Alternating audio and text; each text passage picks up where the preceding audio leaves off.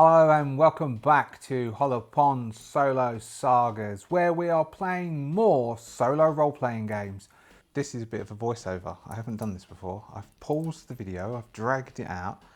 Warning, this session does not, in my mind, go well. I get a bit hung up on a few things go slow, it breaks my flow, and I feel it went bad. I apologise. Please watch it anyway. And I'm going to discuss it in a separate video, a special for this month how-to video.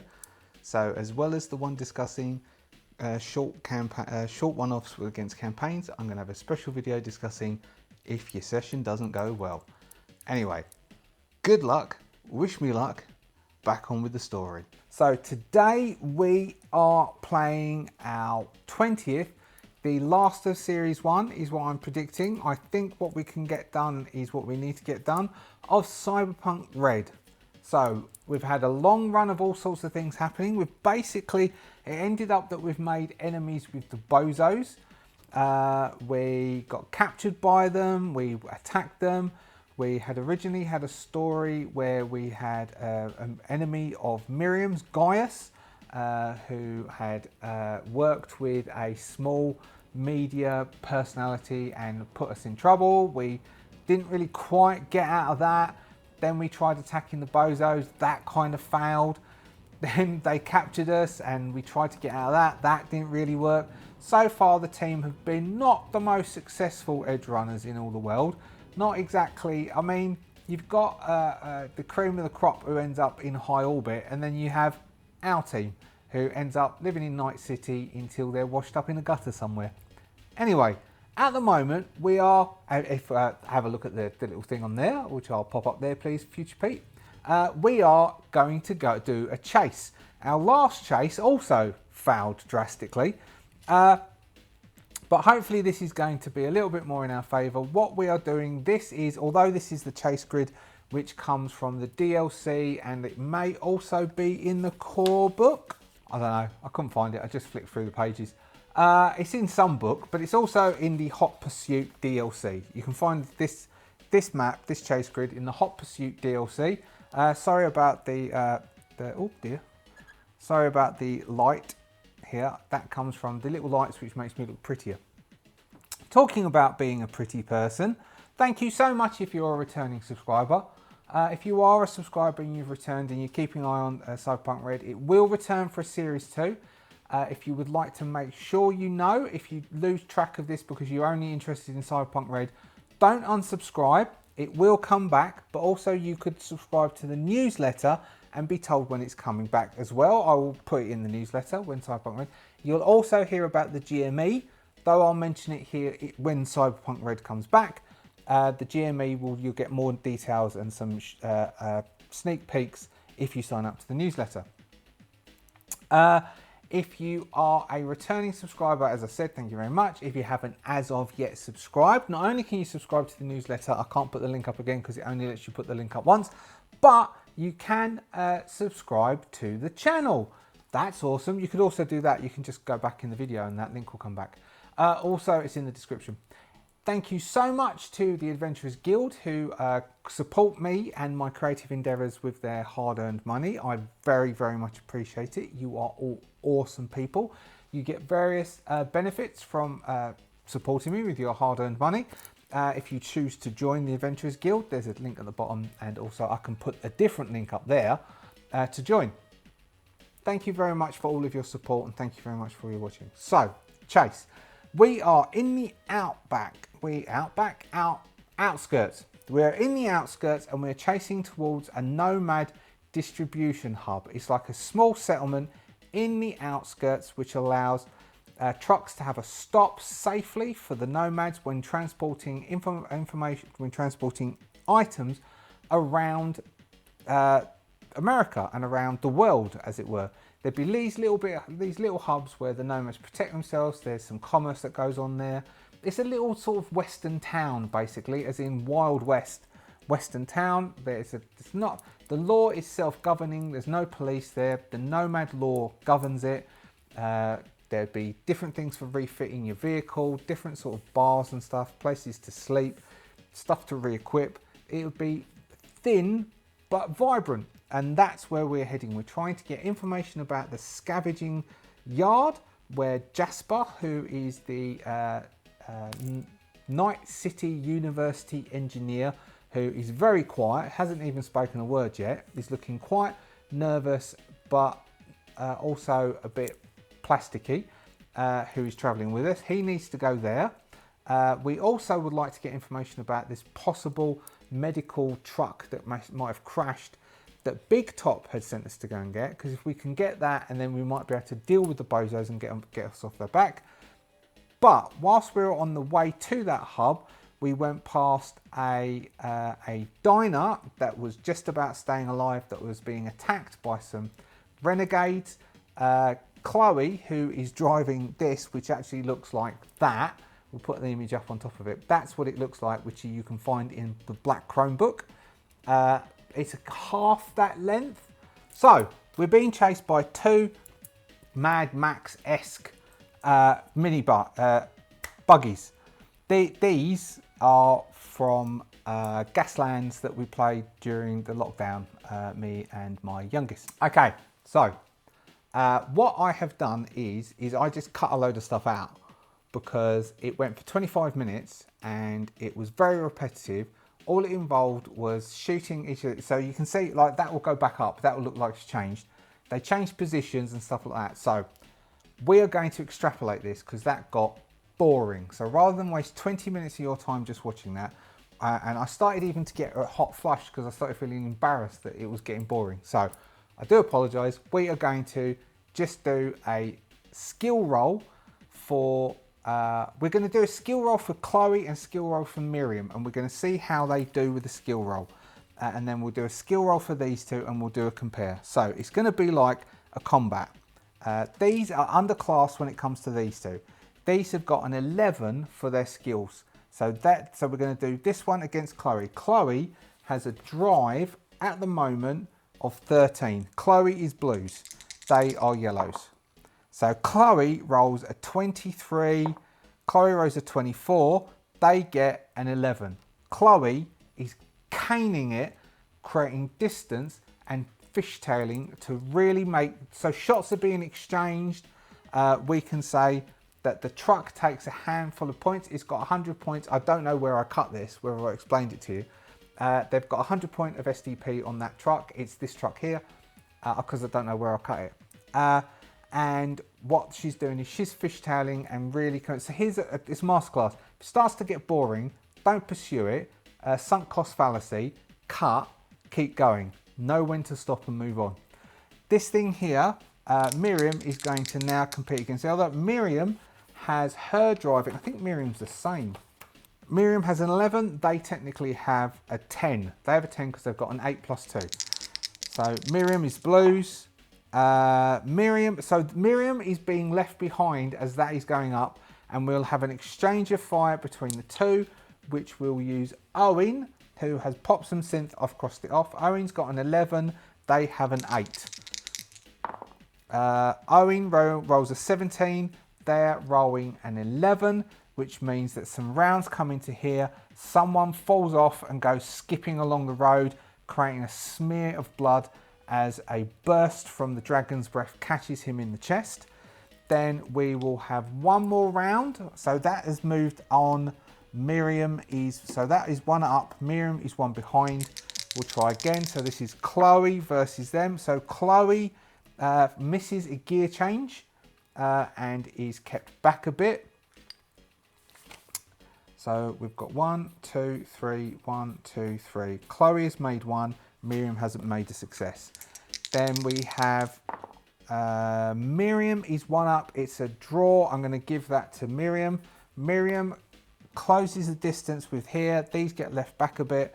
We'll do exchanges of fire again.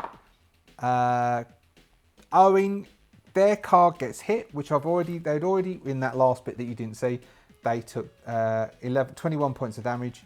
So they're down by 21 hit points. And then we'll have another exchange of fire. And Owen takes another dude out. So we'll say that this Tau vehicle gets destroyed because the second person comes out of it. We'll then have them chase off again. So So this is between Chloe and the one behind. Chloe does another clearing. And then we have Miriam. Miriam is still lagging behind. Miriam needs to really catch up. Exchanges of fire. No one really gets hurt as it equals. And they do a hit on the car, doing 8 points of damage, which means the car is taking damage, which puts the car down to 16 SDP. If this makes it for Chloe or Miriam, then we'll say that they lose them. Yeah. So Chloe moves on. Now Miriam needs to make this roll. Oh, I know. Miriam's going to load all of her. If Miriam puts all of her luck, she's got 7 points of luck. She loads that in. That's plus 14. So that gives her plus 25. That means they can't avoid it. That means we'll say declare it at that point. The buggy gets left in the dust in the back as they go speeding forwards and lose the buggy for the background. Right, I'm going to pack all this stuff up and feel like I was an idiot for setting up, and we'll enter the hub and see what happens. So, all right, point of discussion. Chases. Interesting or boring in a role-playing game environment? Particularly when you're solo playing, are chases worth the time to spend the chase? Because what I ended up there was even before, even the second one where I tried to shortcut it was basically boring. Should I have bothered doing that? Because the only outcome that I really wanted was to get to the hub. Them shooting at each other is just like, what was the point of that? I don't know what the point of that was. So yeah, so I just feel a bit, I do apologise. So we arrive at the hub. We're chasing down, there's bullet holes in the side. It's slightly fortified, large metallic walls. They are pitted from various people who've taken pot shots as running past. There's various roads coming in. Trucks are coming in and then they get checkpointed. They'll refuel and various other things, rearm. Any damage from the Badlands gangs will be repaired and then they move off again. We come into the area and Chloe, this is where we try and find out, is Chloe going to continue with us or has Chloe got other things to do? So let's turn to our Oracle and what we'll do is we will have Owen, Miriam, Emu with Kate will chat to Chloe. And mainly Timu in that last part is going to speak to Chloe, and depending on Timu's persuasion roll, we will either make it likely, unlikely, or a 50-50. Timu is just going to be talking to Chloe, trying to convince Chloe that it'd be a good idea to stick with them or stay with them in the base. Oh man, I should just stop this recording. I feel so embarrassed about that wasting. Like, you didn't get to see the waste of time, but it was a waste of time. So we've got a persuasion roll as an 11. Some people are saying about the high production value of some solo role players. I wish I did. We've got a 16, so a 16 beats are difficult, but it's not quite professional. So I don't think it's a failure. So Timu is trying to convince her that they could do with a good driver. Maybe they can be able to get some sort of truck. They're going to need something better than that car, particularly against those gangs as they're going out into the wildlands. She would be helpful because nomads have contacts. So we'll make this a 50-50 that she is going to say yes. So she's got her son with her. She knows how to drive. What is she going to say? So Oracle, will Chloe come with us? Yes, makes it more interesting. 50. 50-50 likely. Yes, but with complications. So I would think the complications is that they have to pay her. Now we're getting down to the fist fight thing. They have to pay her. So they also are going to need to, all right, so Timu's going to say, well, we've not got much money. What can we do? So she will say, if we can get hold of that, she can get hold of a vehicle for them, but she's going to need to pay. So what sort of pay? Let's do keywords. Keywords to give us some sort of thought. What sort of payment is she going to ask for? We could just do Like, money seems a bit boring. Another quest is a bit something else. We do have the sun. Now, we did say that she had done a runner with the sun. The partner could be in Night City. When we return to Night City, it could just be an assassination job. It could be a put the frighteners on job that maybe. All right, well, let's see. Verbs or nouns? Let's do a verb.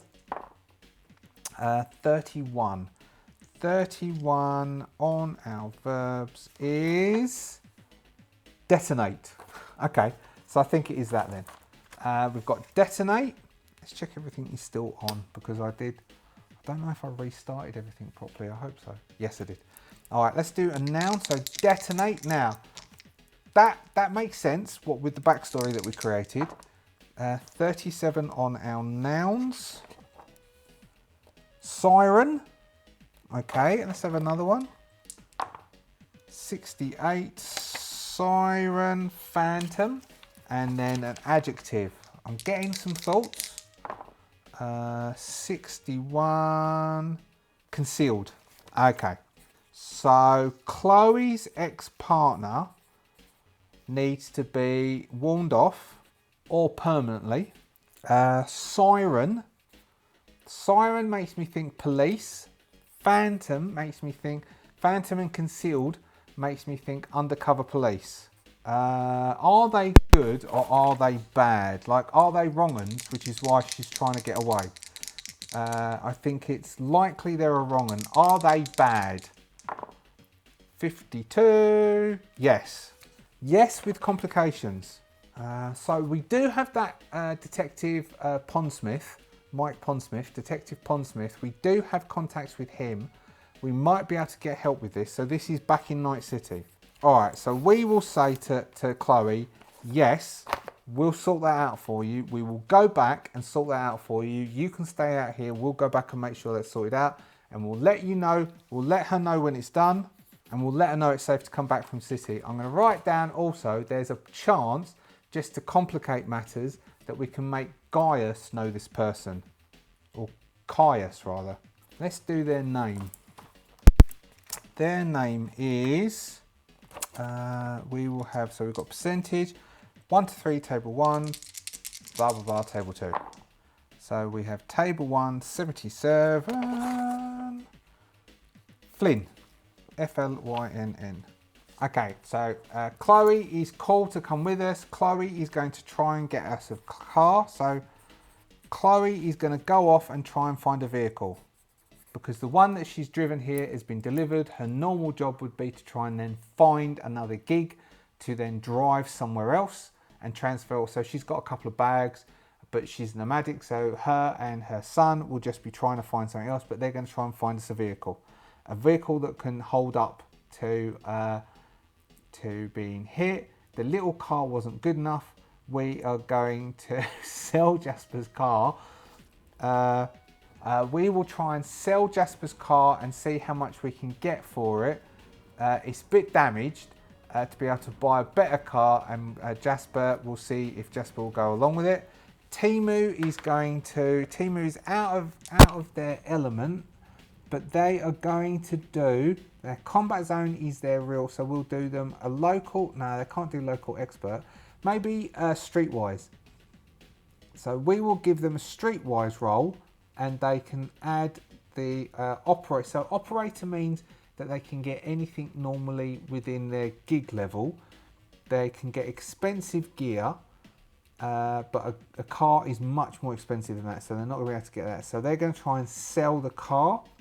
So we will give Timu a role, and we will use, I'd like to use the operator bonus as a bonus. So I'm going to give Timu a +2 to a streetwise roll to try and, or is it a haggle? Trading. It's trading. So Timu is going to try, it's the same as streetwise, 11 points.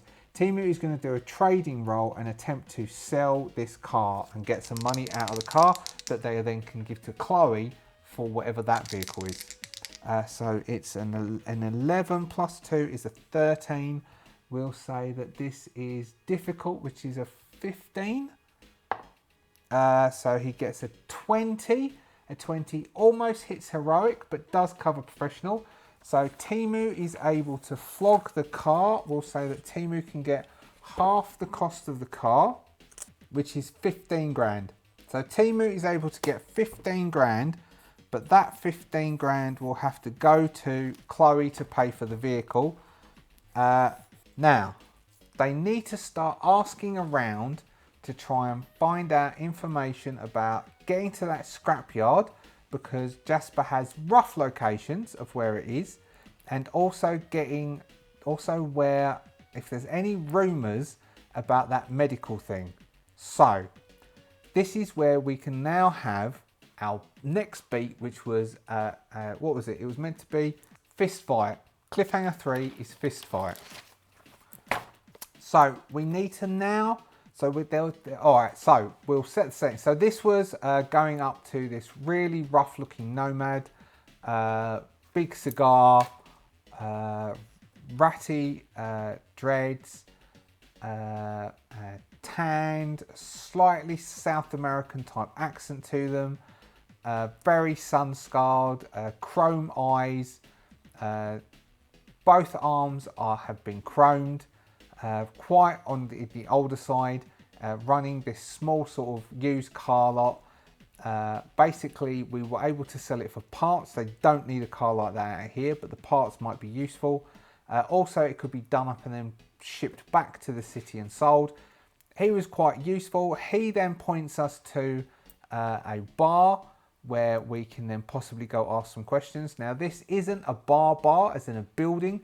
It's more like the bar, which instantly popped to mind, which is in the city in Fallout 3, the one with the unexploded bomb in the middle of it. I can't remember the city. Can you remember the city? I can't remember its name. But it's more like that bar that was there, which is it's outdoors. There's seats around the outside. The bar's there. There's quite a few people there. There's a radio playing, some music on, well, it's not going to be a radio, is it? It's going to be some digital sim thing, a digital thing. There's a couple of small TVs showing, holo TVs showing sport. There's a bunch of nomads. There's also some gangers. It's very raucous. People are moving around it. There's a couple of kids who are working, because it's all the family unit. Are working, cleaning the little tables. So there's these tall tables. We went to Bunnings, which is a hardware store. It's the equivalent of B&Q, or I don't know an American hardware store name, but stick it down. But they had these fold-out tables, like I used for, they're like collapsible trestle table type things, but they're high bar top. It was really awesome. It was like this weird sort of fold-out, but a high instead of like a bar table thing. But anyway, there's some of them. There's some kids like up on their toes trying to clean them as there's things going on. Timu is going to say to, so Jasper, Miriam and Owen are going to go in. Owen's still on half hit points according to this. Let's give Owen another day's worth. We'll give them all a day's worth of healing. Oh no, that's Timu who's on half hit points. So Timu's now above. Miriam's on full. So Timu will go up to the bar. Is he going to take someone with him? He'll take Miriam with him. I think, has Miriam got the best street work? No, Kate. He's going to take Kate with him, isn't he?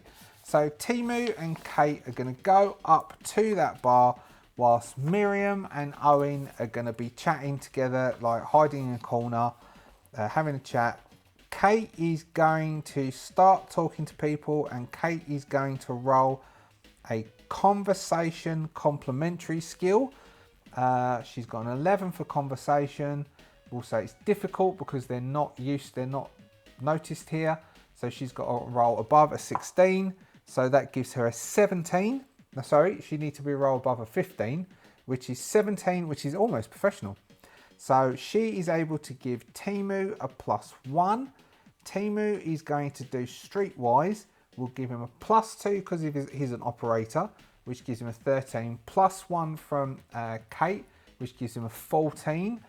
Highest he can get is better. So he gets a 14, which is 14, 15, which is a 17, which beats difficult but doesn't quite hit professional. So he's able to break the ice with some of the nomads, and he sits down with some of them. He and Kate sit at the bar and they're chatting to some of the people, and they spend some time there, which they get. So we'll knock off some. So Kate had 500 apparently. Kate is going to go down to 400 because they're going to spend some time there. They're seeming to be drinking, but they're not really spending that much time. But they've broken the ice. Timu is going to use his human perception because he's got the ear filters on, which gives him a 12. He is going to try and suss out someone in the bar that he might be able to ask for information. That gives him a 17 again, which beats a difficult, which is cool. So he finds someone to go and ask, and now he needs to approach them and talk. He's going to suggest to Kate that this person over here by the bar might be a good person to go and talk to. So he and Kate are going to meander over and are going to go and try talking to whoever this person is and see if they can get some information about the medical truck. So the scavenger place might be easy to find, but it's where the medical truck is the important bit. So they mosey up to this dude who is sitting slightly further away from everyone else. People are coming and going next to them. They're clearly doing deals. They have a couple of little tablets running. They have a small satellite dish set up next to them. They look much more organised than everyone else does. And Timu is going to politely ask, or Kate will do this bit. Kate's going to do the complimentary bit. So she's going to roll a conversation roll to politely ask and find out. Oh, she's got personal grooming as well. As politely ask, is it okay for them to sit down? Oh, she's dressed in high fashion. She's dressed quite nicely. So she is going to say, is it okay if we sit down? And she is going to roll a conversation roll. I'm going to give her a +1 because of the way she's dressed and everything. So oh, that's good. So she gets a 21 for conversation, which is almost heroic. So he is definitely happy for them to sit down. And this is where she will spark off conversation. Timu is going to introduce himself and say he's the front for a small crew. They've been tasked to find this medical stuff. They really need to know where it is. Can this dude help? That's Timu attempting to do that. This is persuasion. Streetwise, it's streetwise or persuasion, but he's got 11 for both anyway. Whacking 2 for that, 1 for that, which is +3, which is +11, which is a 14. So Timu has a base of a 14, which gives him a 22. 22 beats heroic. The dude is more than happy to do a deal with him. He's more than happy to give some information, but of course says, what can you do for me? Here we go with the fist fight. Timu's going to go, well, we've got some funding, and he's going, no. Are those two over there with you? And so I always imagine, I don't know if you've seen, so I think I mentioned this last week, but there's the Skywatcher, which is Jake Barber, UAPs, I love them. But Skywatcher video, during the first one of the psionics, who is apparently a real psionic, we won't go into it, who's got a tattoo of an M16 on his left temple, was incredibly deadpan, almost psychotically so, deadpan. Though allegedly, when they connect their consciousness with the UAPs, if something happens to that UAP, such as it gets shot at by either a microwave weapon on the ground or one of the bad aliens, your conscious can stay in there. This dude definitely looked like some of his conscious was missing. That's how I picture Owen. Owen, particularly because of his really low empathy, Owen is very serious, very deadpan. He's built like and he moves like he knows. He's dressed like he knows business, and he's also incredibly edgy. So he will have identified that Owen is someone like that. And Timu's going to go, yes. Why? And this is where the guy is going to say, not only does he broker information and transport information, and not only does he have a good handle on where the gangs are, the Badlands gangs for the nomad transportation, and he is a hub for information, he also runs fights on a Thursday night fights. And it just so happens that it's Thursday night. And Timu goes, isn't it normally Friday night fights? He goes, funnily, I do them on Fridays as well. And he's going to say that the person who was going to be fighting in the most recent fight has had to bail out because he went to get a caravan from a family of nomads. The family of nomads who spoke very fast convinced him to get into a fight, and the nomad just put him down, and so he's not there. He's actually quite injured, and he's in hospital, and lucky he didn't get killed and buried in the campsite. And so instead, can you do the fight? And that's where Timu is going to go, of course he can. Owen can definitely do that. No worries whatsoever. And that is why we are now going to find someone in the danger dossier, and we will run a quick fight, and then we will say whatever happens at the end of that, which could possibly be Owen dying. We will get the information we need. We could extrapolate the fight or just do a fight. Let me find someone. All right, so I'm going to use Shinmei, who is a mook level from the Danger Dossier, page 129, a member of the Tiger's Claws, who happens to have karate. So we've got to get to the evening. There's various things. So Timu tells Owen. Owen says fine. We will then cut to him taking his stuff off, handing his stuff to Miriam. Miriam convincing him that he'll be fine. Owen is going to take a hit of synth before the fight. I'll cross that off now so I don't forget. Owen is then, they're told they need to take armour off, so neither of them will have armour. Though this one here is karate, which uses weapons. We will say that there's no weapons in this one either, because Owen has his big nuts. Maybe because he's got his big nuts, then this dude is allowed weapons, because if he is allowed weapons, the karate special move is a melee hit. If you do a melee hit and a martial arts attack this turn, you can ablate armor, but it doesn't matter anyway because he hasn't got any armor to have. So this dude has, it says he uses synth coke as well. All right, they both can. That means that his dex will go to a 17, his ref will go to a 6 instead. So he'll get a +1 on all his stuff. So if he has synth, so both of them are going to take synth. He has a heavy melee weapon. All right, so he's going to have a heavy melee weapon. Owen is not going to take. Owen's got his big nuts, but he's not going to take a melee weapon.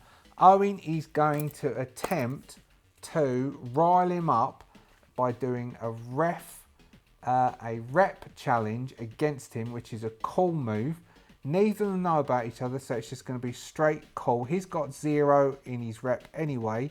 He has a call of 3. He will be yellow, Owen will be blue. Owen has a call of 6. They're going to stand off. Oh man. So 6, which is 7, which is fair enough.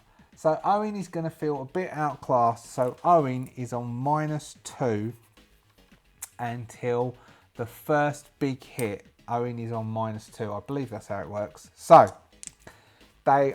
we come to the evening. Chloe hasn't resurfaced with a car. Maybe she's done a runner with the 15 grand. We know she hasn't. We just need to get this done. So we will have Owen and Shinmar. There's a bit of a makeshift ring that the fixer, who is called 06, table 1, 06, Gabriel. Oh, cool. Gabriel takes them over, introduces them to his ring people.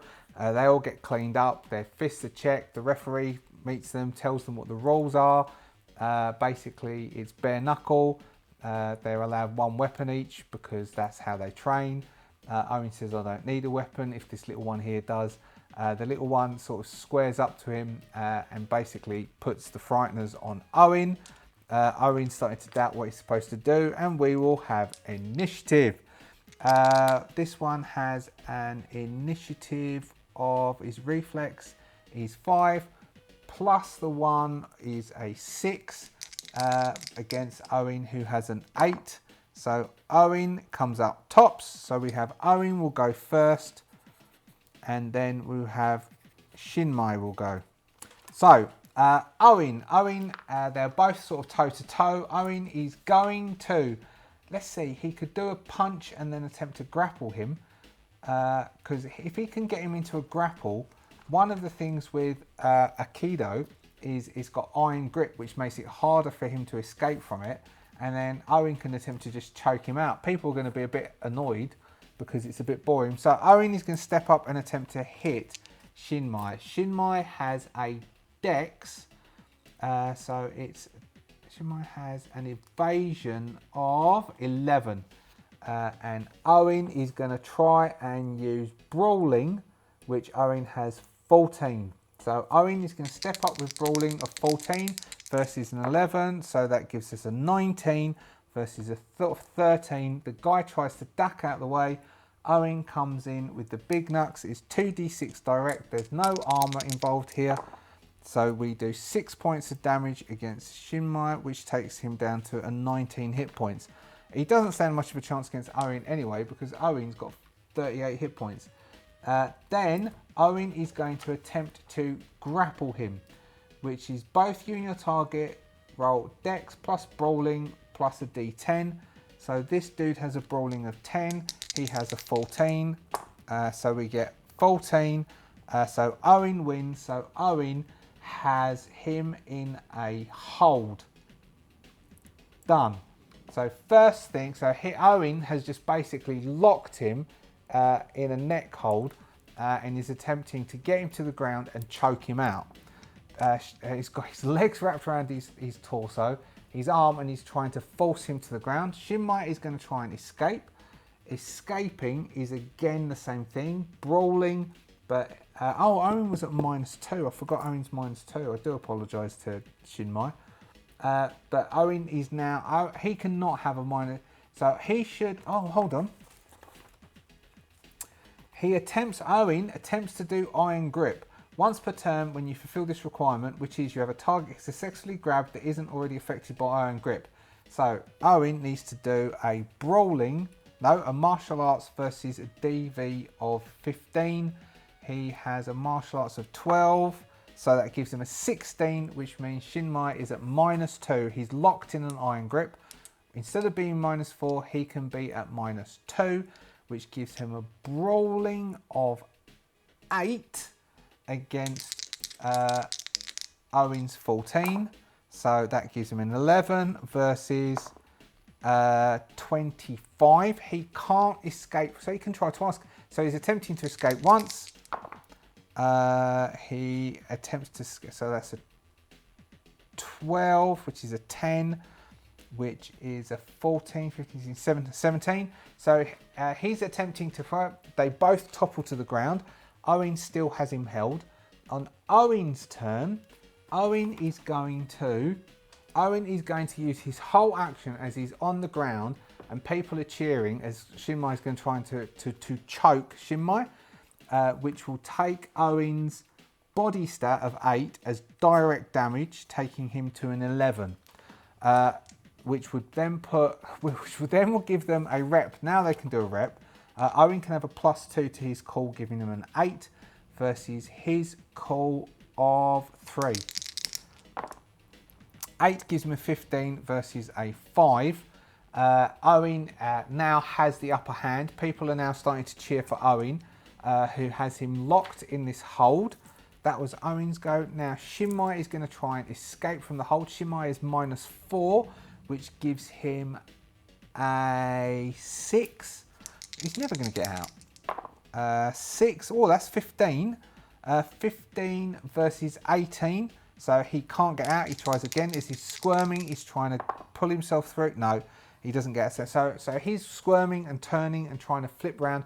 Owen is just locked in tight and holding him as tight as he can and starting to he is. So this is round 2. If you go 3 rounds of having someone in a grapple hold, they are unconscious no matter what their hit point level is. He takes another 8 points, taking him to 3 hit points. As Owen is really squeezing in tight. So that's Owen's turn. He now tries to escape again. He might escape, you never know. Oh, no, not with that 8. So that goes to 22. This is 19 minus 4 is 15. No. Owen rolls, oh, he also rolls a 1. Because Owen's 1 would mean that that becomes a 14, 15. That, or maybe he gets out. That becomes a 6. So Owen has a 6. This dude has a 6 plus 1 has a 7. If he rolls a 1, he gets out. A 1, he gets out. Okay. He undoes himself and he's able to escape from Owen. Who knew? And he's able to escape. He's on, oh, mind you, he is on -2 because he's on 3 hit points. I think it is very, very likely that he is going to, well, let's say it's unlikely that he will give in. Does he give in? 51 is a no. A no with complications. 51 is a no with complications. So he doesn't give in. He is going to pull a hidden gun and take a shot at Owen. Owen is on 8, so he's going to attempt to shoot Owen. Does he have a gun here?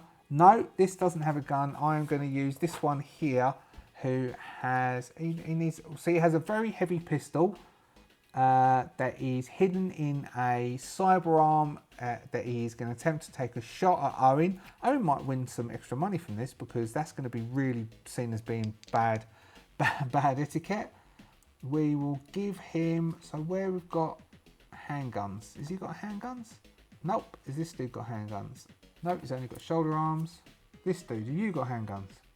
Yes, of a 9. Okay, so he's got a 9 minus 2, which is a 7. He's got a 7 plus a d10, and then Owen can attempt to dodge this. So it's Owen's evasion, which is a 14.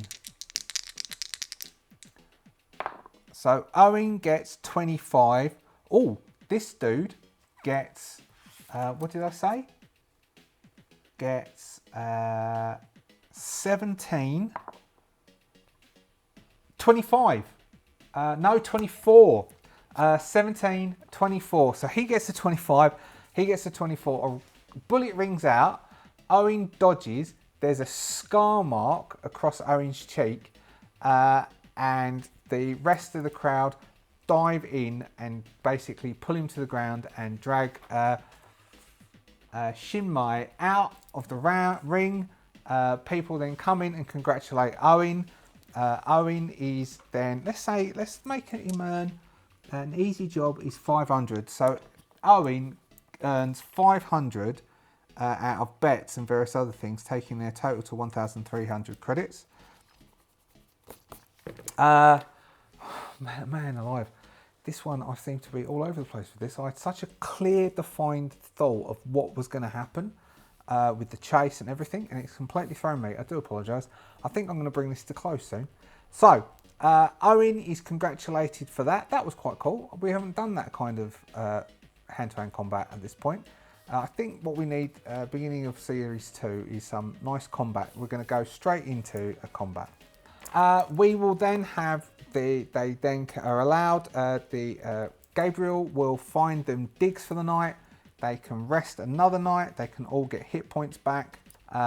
And Chloe will return with a really cool tricked out vehicle that they can all fit in. Maybe between now and next series, another vehicle will come out. But otherwise, it will look something like the one that I found whilst I was looking up the other stuff. Something like a beat up version of that. so it's cheaper without all the tricked out stuff. And they now have, they know where. Oh, actually, let's roll our development and then we'll find out. So our next thing would be a development, which is 58 rescuers. Okay, so the next B is rescuers, which is development, and we'll work out how we fit that in.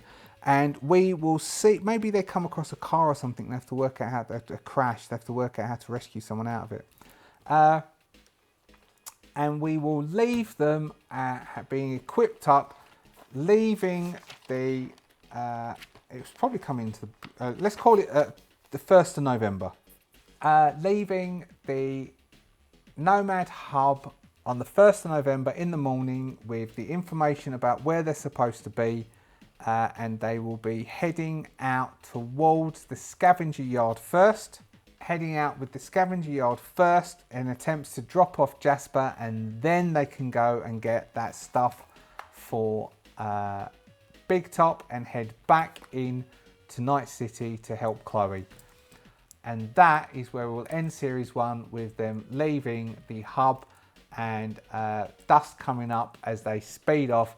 Credits roll. The writer feels embarrassed, and I'm going to close this really quickly. Thank you so much for being a subscriber. I do apologise. If you're not a subscriber, please consider it. I mean, if you are one of the Adventurers Guild, thank you so much for all your support. Sometimes things hit, sometimes things miss. That felt like a miss to me. And the story moved forward, and we will come back to Cyberpunk Red with Series 2 very soon.